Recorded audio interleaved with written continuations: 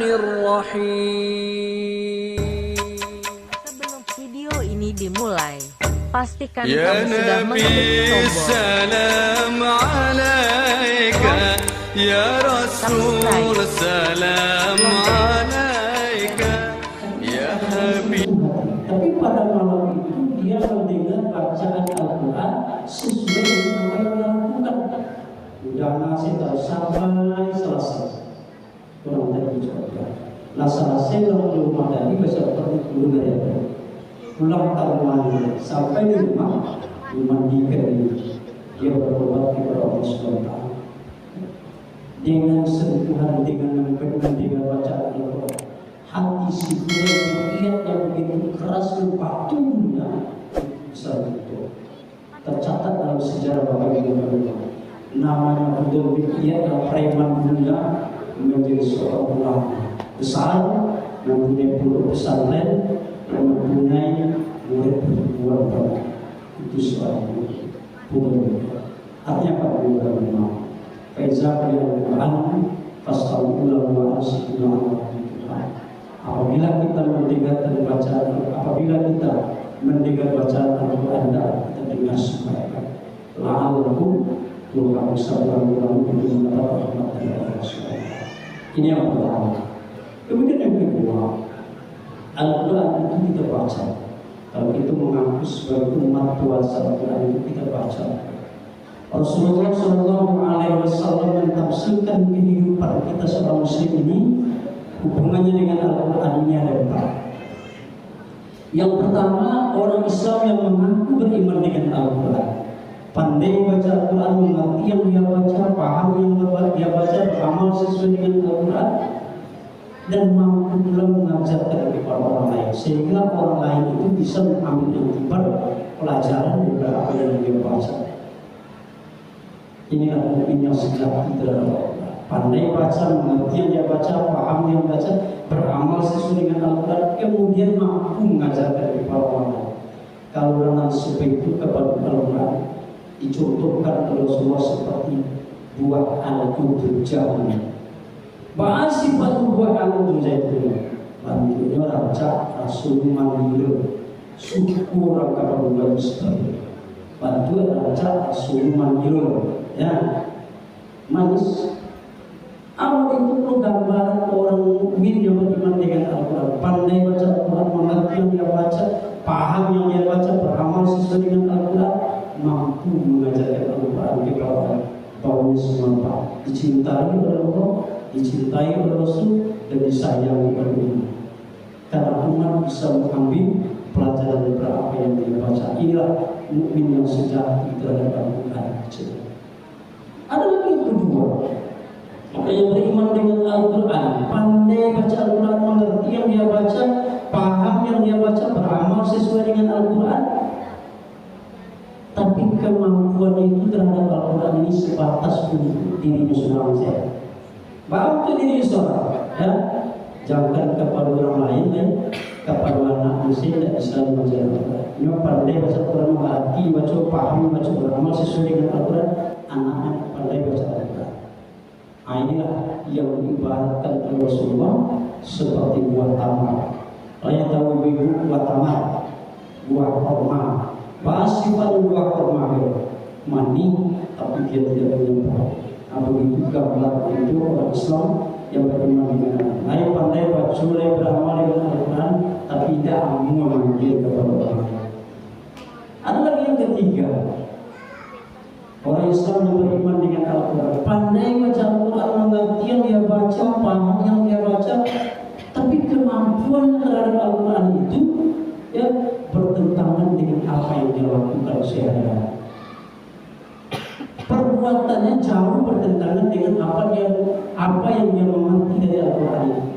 Contohnya, puasa itu wajib. Ada imam itu umat Islam puasa itu wajib tahu dari Al-Quran. Kalian orang Islam yang ada Rasul, banyak. Sholat itu wajib, dan bagi itu tahu sholat itu wajib. Dan kita lihat orang Islam yang ada sholat, banyak. Orang Islam yang mengaku beriman dengan Al-Quran, pandai baca Al-Quran, mengerti yang dibaca, paham yang dia baca, tapi perbuatannya jauh bertentangan dengan Al-Quran. Ini orang yang munafik terhadap Allah. Kalau Rasulullah itu mengibaratkan orang seperti itu seperti bunga rehana.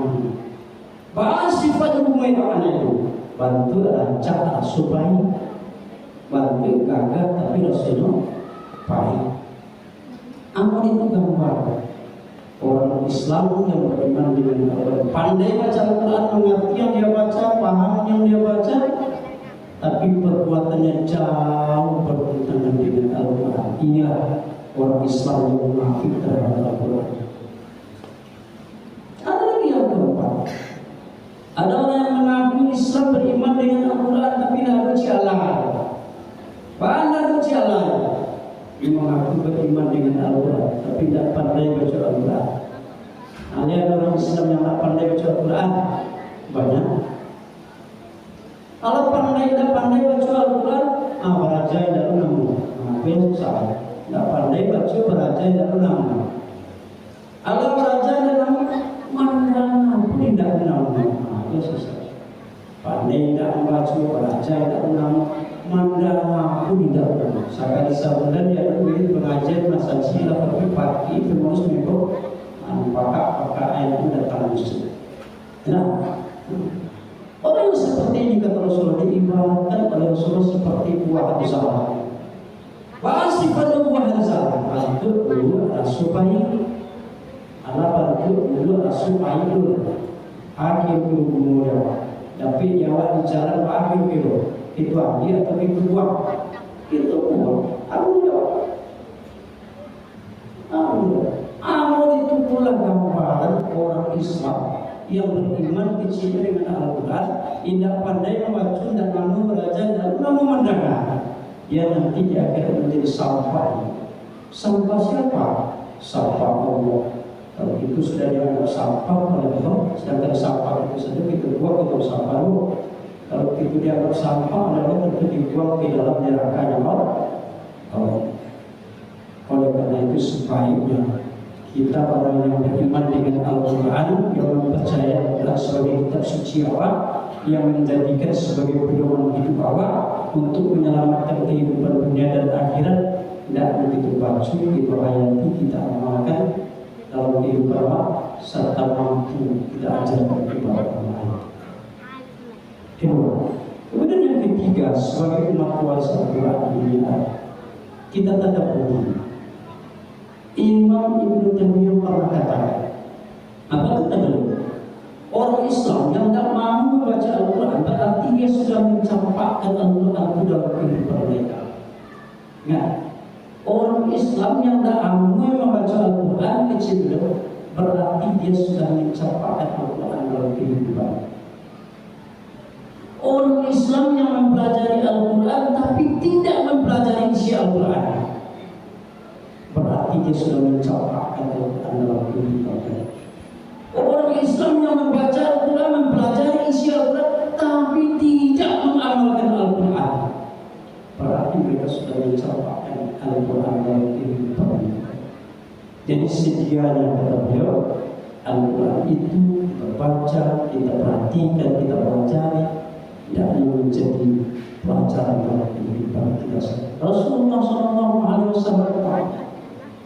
dengan Al-Quran inilah yang mampu merubah kehidupan manusia di alam ini dan jadinya kepada kehidupan yang Islam. Itu kemudian yang keempat, sebagai umat kuasa Al-Quran adalah kita ajarkan. Baikun man ta'allama Al-Quran wa 'allamahu, kata Rasulullah, sebaik-baik kamu adalah orang yang mempelajari Al-Quran dan mengajarkannya kepada, walaupun itu hanya satu potong ayat. Wajib kita sampaikan panggilannya, walau ayat sampaikan kepada kamu walaupun itu hanya satu potong ayat. Bapak Ibu yang berhormat, satu potong ayat disampaikan bagi kita yang sudah mendengarnya wajib untuk mengamalkan. Contoh, Rasulullah SAW katakan, Man afdha yawman min Ramadan min ghairi uzrin wala mardin lam yakhi sawmatahu wa insamahu bijadad. Barang siapa yang meninggalkan ibadah puasa di siang hari disengaja untuk melepaskannya tanpa ada uzur, tanpa ada yang membolehkan untuk membukanya, ini kata Rasulullah, itu jangankan untuk 30 hari, 1 hari kita tinggalkan dengan sengaja, seumur hidup kita ini bahwa yang 1 hari tidak akan berubah. Kita disampaikan itu wajib kami sampaikan. Nah, wajib itu amalkan yang sama. Jadi Al-Quran itu diajarkan sampai pakai biar berguna, apalagi di dalam menjalani kehidupan. Kita selalu gelisah di dalam menjalani kehidupan. Karena itu, ya, dalam menjalani kehidupan yang seperti itu, tidak ada obat untuk penenang hati, penenang jiwa. Banyak kekecewaan tentu itu penenang. Banyak waktu tentu untuk penenang jiwa. Pada tangan rumah tentu rumah itu penenang jiwa. Penenang jiwa yang kita bersah kata Rasulullah adalah ambil air itu beristighfar, kita ampun kepada Allah, baca Al-Quran di supaya. Sebab apa yang kami mengerti penyebab timbulnya kegelisahan di hati ini di dalam menjalani kehidupan ini adalah perbuatan dosa. Perbuatan dosa, sudah. Semakin tinggi dosa yang kita lakukan, semakin banyak dosa yang kita lakukan, itu tingkat kegelisahan hati kita semakin tinggi. Ya, walaupun kita cantik dan sekira wajahnya aman, adem, kalem, tapi orang yang berbuat dosa itu pasti jiwa hati yang gelisah. Kalau ada orang yang berusul Pak Buya menentukan jiwa yang tanam dengan usul, hati tanam dengan usul, hati perbutuan. Rasulullah katakan wal ismu malantas nilai nafsu walau yatma ilaihi qalbun. Dosa itulah yang menimbulkan ketidaknyamanan, ketidaktenangan, kegelisahan di dalam menjalani kehidupan ini. Di dalam hal yang seperti itu, ambil air, bersimpuh di hadapan Allah, minta ampun kepada Allah, baca Al-Quran ini supaya hati yang bisa karena dosa bisa diterangkan dengan bacaan Allah. Yang kedua, penyebab timbulnya kegelisahan hati kita selalu banyak menuntut kepada Allah, tidak pernah mau bersyukur terhadap apa yang sudah diberikan oleh Allah Subhanahu kepada kita. Ibarat pepatah mengatakan yang mengharapkan burung di udara sementara telur di tangan kita berdua, mengharapkan hujan turun dari langit sementara air di tempat kita makan. Manusia kita tidak pernah mau bersyukur kepada Allah. Pada 99% itu bentuk nikmat hanya mau 1% hanya berbentuk azab. Tentu kalau itu selalu menuju hanya satu doa saja yang dikabulkan oleh Allah, hak itulah menentukan semua kebaikan dari Allah. Dalam hal seperti itu, ambil air bersimpuh di hadapan Allah, syukuri nikmat Allah, baca Al-Quran ini. Ketiga, penyebab timbulnya kegelisahan hati itu adalah perbuatan yang terlalu cinta kepada dunia, terlalu tak rakus terhadap dunia. Ingat Pak, cinta kepada dunia ini adalah malah disuruh oleh Rasulullah biar umatnya ini kaya, semua nyaman, adem, kalau daripada kepada. Tapi ingat, terlalu rakus terhadap dunia itu bisa menimbulkan kegelisahan dalam hati kita. Ingat, kalau orang sudah rakus di otaknya Pak, yang terbayang tak itu apa? Ya, cari kepengen banyak, jabatan yang tinggi, ya, pakai yang tinggi, jabatan banyak, pahi gelap, kenal gelap, anak berantakan, tidak pernah terus. Begitulah aktivitas orang yang terlalu rakus terhadap diri. Begitulah, sampai mati dibuat terus. Ingat, sebanyak apapun kita cari, pasti akan kita tinggal. Bila hal itu sudah ada dalam diri kita, silakan ambil air, bersyukur di hadapan Allah, baca Al-Quran, hayat tidak mengamalkan dalam hidup yang rakus itu bisa tidak. Oleh karena itu kalau kita memang betul-betul mencintai Al-Quran, sebagai kitab suci Allah, menjadi pedoman hidup bagi Allah, menjadikan bisa kehidupan itu selama dunia dan akhirat, berpedoman Islam kepada akhirat. Jangan dijauhi, ya. Jangan diperbudak Ramadan Al-Quran. Paham itu? Jadi Ramadan saja Al-Quran dibantu sebulan saja dibaca. Di luar Ramadan juga tetap kita jadikan Al-Quran sebagai pedoman. Kita baca, ya. Allah Subhanahu wa taala, Rasulullah sallallahu alaihi wasallam katakan, amalan yang paling disukai oleh Allah biasa ketik ya tapi rutin, biasa ketik tapi berkesinambungan, biasa ketik tapi kontinu dicoba. Tapi banyak, tapi tertentu saja yang dibaca oleh istiqomah. Itu ibadah musiman namanya, ya, ibadah musiman. Di Ramadan rajin baca Al-Quran, tapi di Ramadan tidak tahu begini Al-Quran. Tidak harus istiqomah dalam ibadah, termasuk membaca Al-Quran. Nah, seperti yang dikatakan oleh Rasulullah tadi, ya, amalan yang paling disukai oleh Allah, ya, biasa kita tapi rutin, termasuk bersedekah. Kadang kita bersedekah di Ramadan sudah sekian juta, tapi Ramadan tidak dulu. Biasa kita seribu, tapi 2 hari, ini yang paling disukai. Biasa 2 ayat atau 1 halaman saja, tapi rutin kita baca. Ini amalan yang paling disukai. Oleh karena itu, mari kita sama-sama ikhtiarkan diri Allah. Jangan diperbudak di Ramadan saja ibadah. Artinya jangan di Ramadan saja kita memperbudak. Di luar Ramadan juga kita beribadah kepada Allah masing-masing. Ya, termasuk baca Al-Quran. Ya. Di Ramadan tamat 1 kali khatam atau 2 kali. Di luar Ramadan 1 halaman pun tidak pernah kita baca. Jadi seperti ibadah musiman. Dan kita harus konsisten, istiqomah di dalam ya membaca Al-Quran. Bapak Ibu, makin tahun makin banyak ibadah pahala yang diberikan oleh Allah. Salah satunya adalah Lailatul Qadar. Ya memang Lailatul Qadar itu cair 10 bulan terakhir, ya ditentukan, dirahasiakan kalau bulan haji. Aku dirahasiakan supaya umatku mencari yang tidak pada malam tertentu saja.